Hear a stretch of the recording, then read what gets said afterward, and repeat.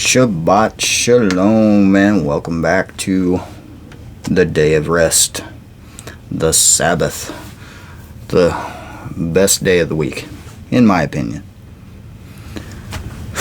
And it's been a long week. My day of rest is just about upon me. The sun will be setting, probably about the time this video is uploading.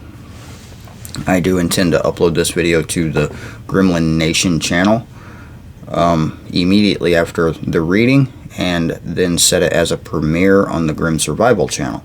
And I'm going to try to do that every week for those of you that are not into doing electronic things on the Sabbath itself. You will get it just a little bit early. I am going to also attempt to record these a week in advance, so I'm going to record it very soon. Right after this one, I'm probably recording another one for next week, just so I have it.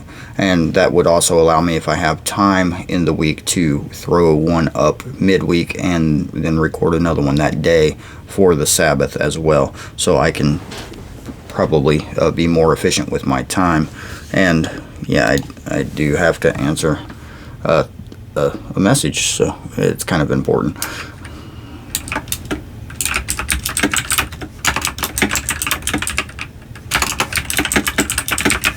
Sorry for the loud clickiness of the keyboard. I know it's loud over the microphone, so I've been told, but it's a clicky type keyboard, so it's supposed to be loud. Anyway, we were left off right at Exodus 12. We finished Exodus 11 last week, and we are right in the middle of the Father, as I call him, explaining in a not so nice manner and demonstrating in a not so nice manner who has the power over the planet and who is in control, and what is the consequences for not doing what you are told, as he is showing the Pharaoh of Mitzrayim, or the king of Egypt as it is otherwise referred to in certain languages. So I'm going to pick up right there. We are just about to get to the end of the consequences, or I guess the plagues, some people have called it, and to reconfirm that the creator of this planet is not necessarily a peaceful being, or most certainly not a pacifist. There are so many incidences throughout this book where he has just wiped people out for getting in his way or doing things he absolutely did not like. Just wiped them out. Poof. There's many more in this book where he sent his people, his chosen people, to destroy other people. Called for war. He outright did it. And I've been questioned before, would Yeshua, otherwise known as Jesus, call for war? Well, if you are a believer in that the Father, the Son, the Holy Spirit are one being, then the answer is absolutely yes. Have you not read the beginning of the book? I mean, just Noah come to mind, where he wiped out even before that, well, no, after that, Abraham, or Abram before then, when he went to save his nephew, I think it was, Lot, and went into battle. It was like, go wipe them out. And we will get into more of those stories throughout the end, or the beginnings of this particular book. Not just Exodus, but all the way through. All the way to what is referred to as the New Testament. So yeah, let's have that pacifist argument, shall we? We can do that. I mean, I will just tell you to read the book. But without going into a rant, and while people are being very loud outside, it is Friday, almost evening. Starting at chapter 12, I'll see how many I can get through today. Just see. And here we go. Chapter 12. And Yahweh spoke to Moses, and to Aaron in the land of Mitzrayim, saying, This new moon is the beginning of the new moons for you. It is the first new moon of the year for you. Speak to all the congregation of Israel, saying, on the 10th day of this new moon, each one of them is to take for himself a lamb according to the house of his father, a lamb for a household. And if the household is too small for the lamb, let him and his neighbor next to his house take it according to the number of beings, according to each man's needs. You make your count for the lamb. Let the lamb be a perfect one, a year-old male. Take it from the sheep or from the goats. Sheep or the goats.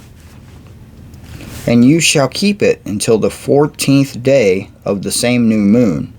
Then all the assembly of the congregation of Israel shall slay it between the evenings, and they shall take some of the blood and put it on the 2 doorposts and on the lintel of the house where they eat it. And they shall eat the flesh on that night, roasted in fire, with unleavened bread, and be with bitter herbs they shall eat it. And with bitter herbs, not be. Do not eat it raw, nor boiled at all with its water, but roasted in fire, its head with its legs and its inward parts. So essentially, you're not to gut the animal. You're just to put the whole thing, skin it, put the whole thing on the fire, and cook it.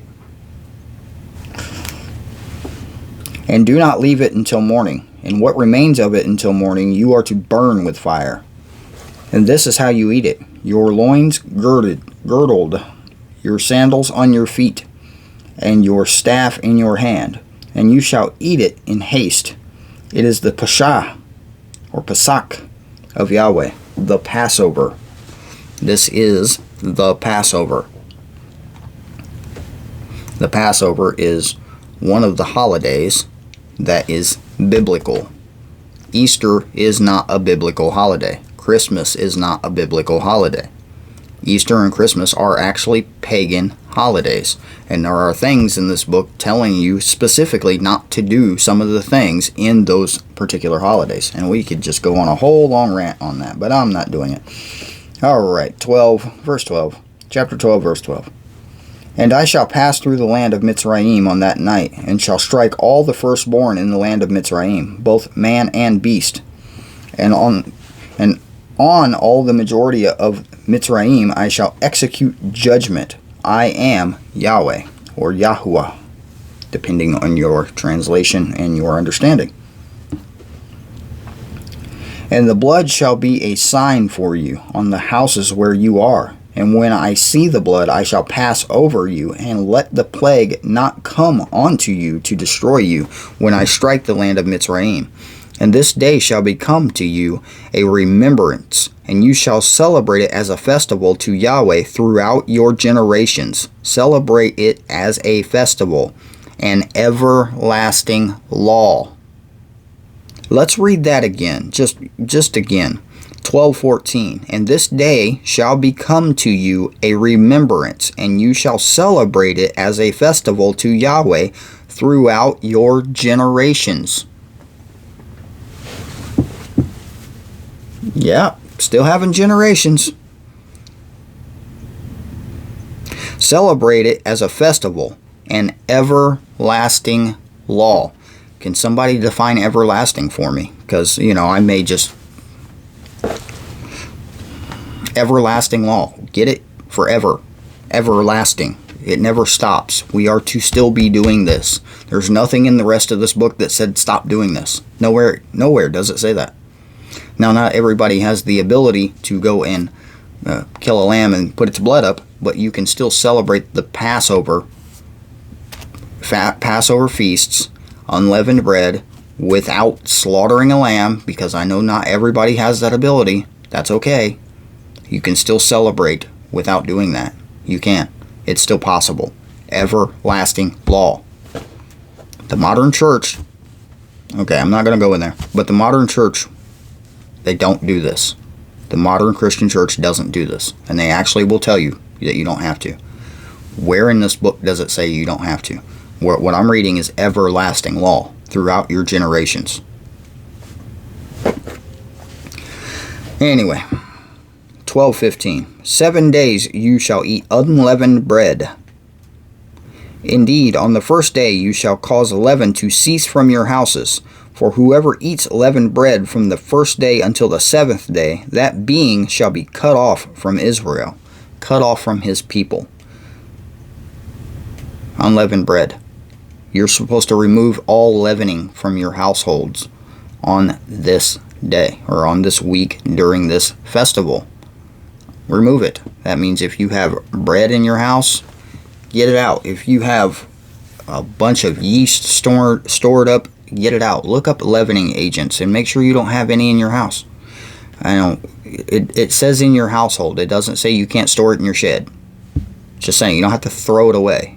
Just get it out of your house. It's something I intend to do. Passover is coming up very soon. And I keep losing my place because I'm going on tangents here. How did that happen? I usually don't do that. 16. And on the first day is a set-apart gathering. And on the 7th day you have a set-apart gathering. No work at all is done on them. Only that which is eaten by every being, that alone is prepared by you. You can still cook. And you shall guard the festival of Mazat.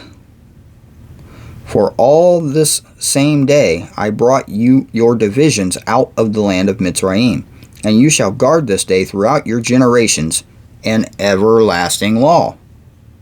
We're talking about a high Sabbath here, an everlasting law. Everlasting. It doesn't stop.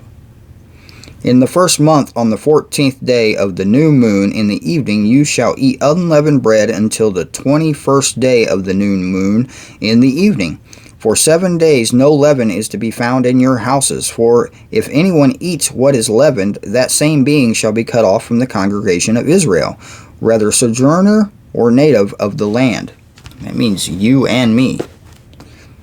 Why are we saying this twice? Do you think maybe it's because it's important?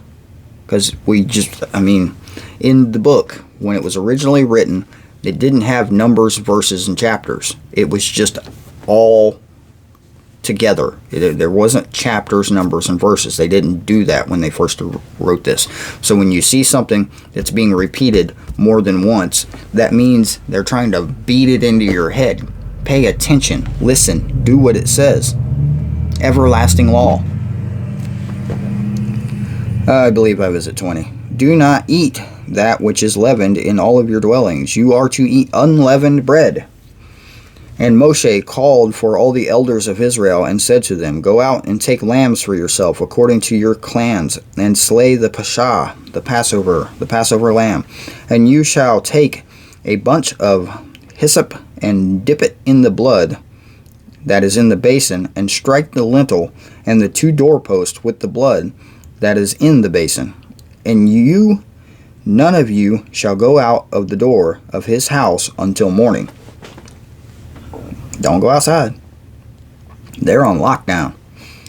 And Yahweh shall pass on to smite the Mitzrayites, and shall see the blood on the lintel and on the 2 doorposts, and Yahweh shall pass over the door and not allow the destroyer to come into your house to smite you. Smite you. I like that one. And you shall guard this word as law for you and your sons forever. Forever. What is with this hair over here? It's like, yeah, fix that. There we go. Make the glasses hold it down. Where was I? Oh yeah, forever. I mean, do we need to define forever? I'm sure we don't need to define forever. 25. And it shall be, when you come to the land which Yahweh gives you, and he promised that you shall guard this service. And it shall be, when your children say to you, What does this service mean to you? Then you shall say, It is the Pascha, the Passover, slaughtering of Yahweh, who passed over the houses of the children of Israel in Mitzrayim, when he smote the Mitzrayites, and delivered our households. And the people bowed their heads and did obeisance. They were obedient. And the children of Israel went away and did so, as Yahweh had commanded Moshe and Aaron, so they did. And it came to be at midnight that Yahweh struck all the firstborn in the land of Mitzrayim, from the firstborn of Pharaoh who sat on his throne to the firstborn of the captive who was in the dungeon, and all the firstborn of the livestock. And Pharaoh rose up in the night, he and all his servants and all the Mitzrayites. And there was a great cry in Mitzrayim, for there was not a house where there was not a dead one. Then he called for Moshe and Aaron by night and said, Arise, go out from the midst of my people, both you and the children of Israel. Go serve Yahweh as you have said. Take both your flocks, your herds, all you have said, and go. Then you shall bless me too. He's like, get out. And the Mitzrayites were strong on the people to hasten to send them away out of the land, for they said, We are all dying. And the people took their dough before it was leavened, having their kneading bowls bound up in their garments on their shoulders. And the children of Israel had done according to the word of Moshe. And they asked from the Mitzrayites objects of silver and objects of gold and garments. And Yahweh gave the people favor in the eyes of the Mitzrayites, so they gave them what they asked, and they plundered the Mitzrayites. And the children of Israel set out from Ramses to Sukkot, about 600,000 men on foot, besides the little ones. 600,000 men, besides the little ones, and the women, and the flocks.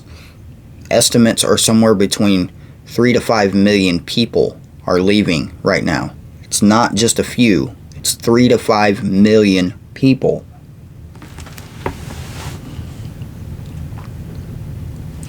And the children of Israel set out from Ramses to Sukkot, about 600,000 men on foot, besides the little ones, and a mixed multitude went up with them also, flocks and herds, very much livestock. And they baked unleavened cakes of the dough which they had brought out of Mitzrayim, for it was not leavened, since they were driven out of Mitzrayim, and had not been able to delay, nor had they prepared the food for themselves. And the sojourn of the children of Israel who lived in Mitzrayim was 430 years. They were there for 430 years, and millions of them left. Just, bye, we're done, see ya.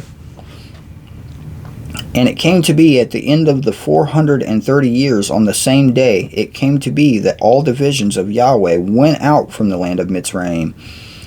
It is a night of watches unto Yahweh for bringing them out of the land of Mitzrayim. This is the night of watches unto Yahweh for all the children of Israel throughout their generations. There we go again. And Yahweh said to Moshe and Aaron, This is the law of the Pesach, the Passover. No son of a foreigner is to eat of it. But any servant a man has bought for himself, bought for silver, when you have circumcised him, and let him eat of it, then let him eat of it. So if you have a servant and you're paying them, circumcise them, and then they can participate.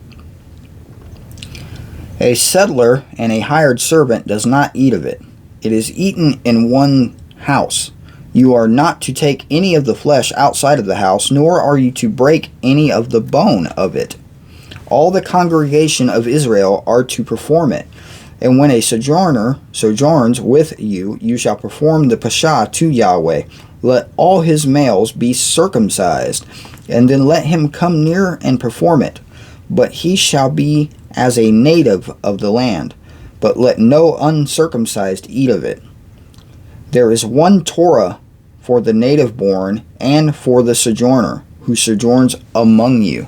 One Torah, one law, for you and for me, all of us. One law.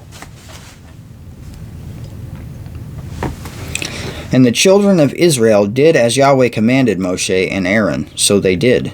And it came to be on that same day that Yahweh brought the children of Israel out of the land of Mitzrayim according to their divisions. And that's 12. I encourage you, go back, read it again. Everlasting law throughout all of your generations. We're still having generations. We are still lasting. We're still here. We should still be doing it, even with those ears. Alright, chapter 13. And Yahweh spoke to Moshe, saying, Set apart to me all the firstborn, the one opening the womb among the children of Israel, among man and among beast. It is mine. This is what the Catholics call dedicating your child. And Moshe said to the people, Remember this day in which you went out of Mitzrayim, out of the houses of slavery. For by strength of the hand of Yahweh brought you out of this place, and whatever is leavened shall not be eaten. Today you are going out in the new moon, Abib, A-B-I-B. Anyway, 5. And it shall be, when Yahweh brings you into the land of the Canaanites, and the Hittites, and the Amorites, and the Hivites, and the Jebusites, which he swore to your fathers to give you, a land flowing with milk and honey, that you shall keep this service in this new moon. 7 days you eat unleavened bread, and on the 7th day is a festival to Yahweh. What is this, the third time we're saying this now? Unleavened bread is to be eaten the 7 days, and whatever is leavened is not to be seen with you, and leaven is not to be seen with you within all of your borders. So maybe you shouldn't keep it on your property. And you shall inform your son in that day, saying, It is because of what Yahweh did for me when I came up from Mitzrayim. And it shall be a sign to you on your hand, and as a reminder between your eyes, that the Torah of Yahweh is to be in your mouth. For with a strong hand Yahweh has brought you out of Mitzrayim. And you shall guard this law at its appointed time from year to year. We're still having years, right? Right? We are, aren't we? And it shall be, when Yahweh brings you into the land of the Canaanites, as he swore to you and your fathers, and gives it to you, that you shall give over to Yahweh every one opening the womb, every firstborn that comes from your livestock. The males belong to Yahweh. But every firstborn of a donkey you are to ransom with a lamb. And if you do not ransom it, then you shall break its neck. They really don't like donkeys, do they? Every firstborn of the man among you, your sons, you are to ransom. And every firstborn of man among your sons you are to ransom. And it shall be, when your sons ask you in the time to come, saying, What is this? Then you shall say to him, By the strength of the hand of Yahweh brought us out of Mitzrayim, out of the house of bondage. And it came to be, when Pharaoh was too hardened to let us go, that Yahweh killed every firstborn in the land of Mitzrayim, both the firstborn of the man and the firstborn of beast. Therefore I am slaughtering to Yahweh every male that opens the womb, but every firstborn of my sons I ransom.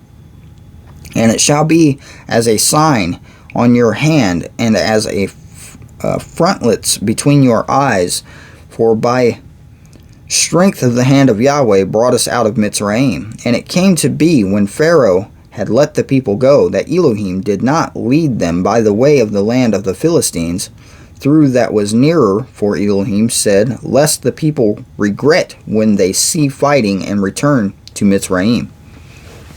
So he's anticipating the people will get scared, turn around, and run back, basically. So Elohim led the people around the way of the wilderness by the sea of reeds. And the children of Israel went up in fives from the land of Mitzrayim. And Moshe took the bones of Joseph, and And Moshe took the bones of Joseph with him. Remember Joseph when he died, it was the last thing he commanded his sons to do was take his bones out of this place when you leave. So Moshe took the bones of Joseph with him, for he certainly made the children of Israel swear, saying, Elohim shall certainly visit you, and you shall bring my bones from here with you. And they departed from Sukkot and camped in Etham at the edge of the wilderness. And Yahweh went before them by day, and a column of cloud to lead the way by night, and a column of fire to give them light, so as to go by day and by night. The column of cloud did not cease by day, nor the column of fire by night, before the people.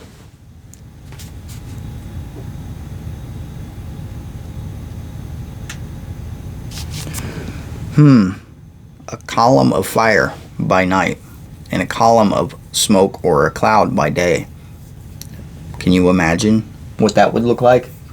Probably not. Most people couldn't imagine what that would look like. I have a picture in my head of what I think it would look like, but it probably doesn't justify what it actually looked like to have this thing, burning thing or smoky thing, going ahead of millions of people, and you're just walking along, carrying all your gold that you just took out of the land of Mitzrayim, your unleavened bread and food, herding millions of animals. I mean, it's not called Exodus because 20 people left. It's just not. I'm going into 14. 14 will be interesting, and I will probably leave off there. And Yahweh spoke to Moshe, saying, Speak to the children of Israel, that they turn and camp before Hathroth, between Migdol and the sea, opposite Baal Zephon. Camp before it by the sea. For Pharaoh shall say to the children of Israel, They are entangled in the land of the wilderness, has closed them in, and I shall strengthen the heart of Pharaoh, and he shall pursue them. But I am to be esteemed through Pharaoh, and over all his army, and the Mitzrayites shall know that I am Yahweh. And they did so. And it was reported to the sovereign of Mitzrayim, the Pharaoh, that the people had fled, and the heart of Pharaoh and his servants was turned against the people. And they said, Why have we done this? We have let Israel go from serving us. So they're missing a lot of slaves. So he made his chariot ready and took his people with him. And he took 600 choice chariots, and all the chariots of Mitzrayim with officers over all of them. And Yahweh strengthened the heart of Pharaoh, sovereign of Mitzrayim, and he pursued the children of Israel. But the children of Israel went out defiantly. And the Mitzrayites pursued them, and all the horses and chariots of Pharaoh and his horsemen and his army overtook them, camping by the sea beside Haroth, before Baal Zephon. These names.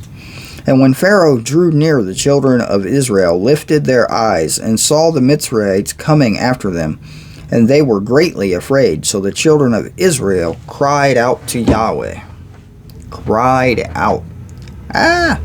Cried out. You know what crying out is, right? 11. And they said to Moshe, Did you take us away to die in the wilderness because there are no burial sites in Mitzrayim? These people, so ungrateful. What is this you have done to us? Bring us up out of Mitzrayim. Is this not the word that we spoke to you in Mitzrayim, saying, Leave us alone and let us serve the Mitzrayites? For it would have been better for us to serve the Mitzrayites than to die in the wilderness. How many people have this mindset today? It'd be better just to sit in my house and die than to go against the government who doesn't want to feed us or clothe us or just wants to destroy pretty much everything that we have in our country. Wouldn't it be better just to stay here and serve them and die than or then to die? Stay here and serve the government. Let's not go outside and die. That would be horrible. There are things worse than death. 13. And Moshe said to the people, Do not be afraid. Stand still and see the deliverance of Yahweh, which he does for you today. For the Mitzrayites whom you see today, you are never, never to see again. Yahweh does fight for you, and you keep silent. Shut up and pay attention. Basically. 15. And Yahweh said to Moshe, Why do you cry to me? Speak to the children of Israel, and let them go forward. And you, lift up your rod, and stretch out your hand over the sea, and divide it, and let the children of Israel go on dry ground through the midst of the sea. And I see I am strengthened, and I am strengthening the hearts of the Mitzrayites, and they shall follow them, and I am to be esteemed through Pharaoh, and over all of his army, his chariots and his horsemen. And the Mitzrayites shall know that I am Yahweh, when I am esteemed through Pharaoh, his chariots and his horsemen. And the messenger of Elohim, who went before the camp of Israel, moved and went behind them, and the column of cloud went from before them and stood behind them. The messenger of Yahweh. Who do you suppose that is? Typically, who is the messenger of Yahweh?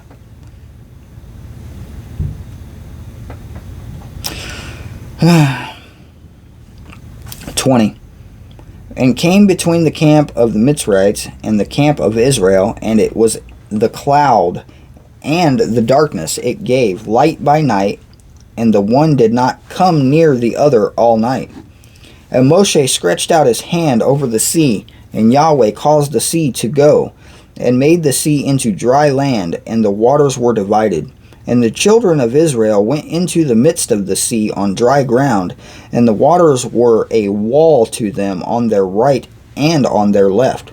And the Mitzrayites pursued and went after them into the midst of the sea, all the horses of Pharaoh, his chariots, and his horsemen. And it came to be in the morning watch that Yahweh looked down upon the army of the Mitzrayites through the column of fire and cloud, and he brought the army of the Mitzrayites into confusion. I wonder how hard that was. Just saying. And he took off their chariot wheels, so that they drove them with difficulty. And the Mitzrayites said, Let us flee from the face of Israel, for Yahweh fights for them against the Mitzrayites. And Yahweh said to Moshe, Stretch out your hand over the sea, and let the waters come back upon the Mitzrayites, on their chariots and on their horsemen.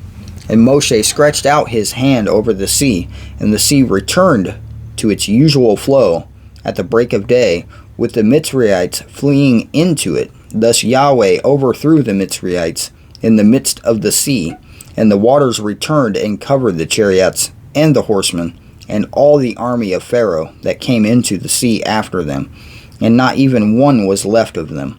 And the children of Israel walked on dry ground in the midst of the sea, and the waters were a wall to them on their right and on their left.